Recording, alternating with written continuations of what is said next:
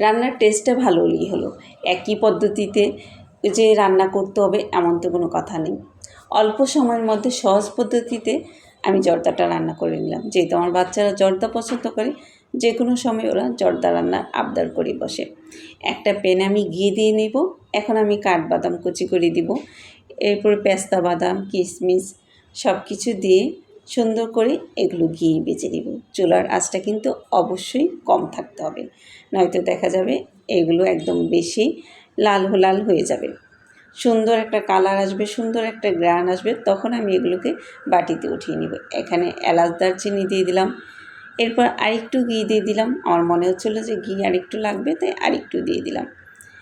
এখন আমি চালটা দিয়ে দিচ্ছি। চালটা কিন্তু আমি আগে থেকেই ধুলাই করে পানি জড়িয়ে রেখে দিয়েছিলাম।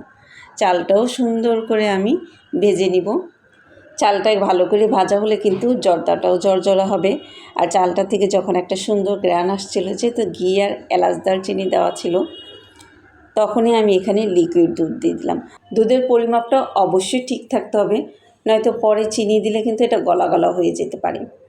এমনিতে তো জর্দা রান্না করলে আমি আলাদা পানিতে চালটা 80% বা 60% ফুটিয়ে পানি ঝরিয়ে নিই। আজকে আর সেটা করলাম না। ও হ্যাঁ, এর মাঝে কিন্তু একটু স্বাদ মতো লবণও ছিটিয়ে দিলাম। চালটা 80% ফুটে আসছে, এখানে আমি একটু জর্দা রং গুলিয়ে দিলাম, বা ফুড কালার থাকলে ফুড কালারও দেওয়া যায়। এখন স্বাদ মতো চিনি দিয়ে দিব।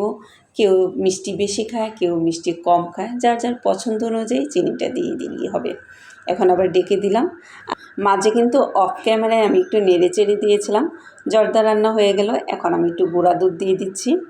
গুঁড়া দুধ অল্প ছিল, অল্পই দিলাম, যেহেতু লিকুইড দুধ দেওয়া হয়েছে। হ্যাঁ, আজকে আমি কিন্তু কমলার রস, মালটার রস বা লেবুর রস কোনো কিছুই দিচ্ছি না। এমনিতেই মাশাআল্লাহ খুব জলজলা হয়েছে।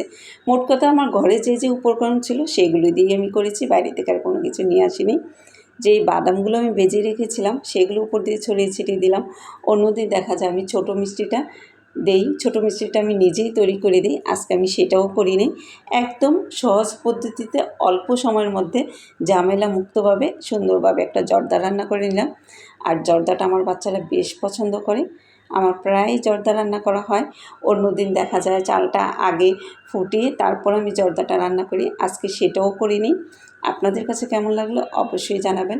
আর জর্দার সাথে তো দই থাকতেই হবে, এটা কোনোভাবেই মিস করা যাবে না। আল্লাহ হাফেজ।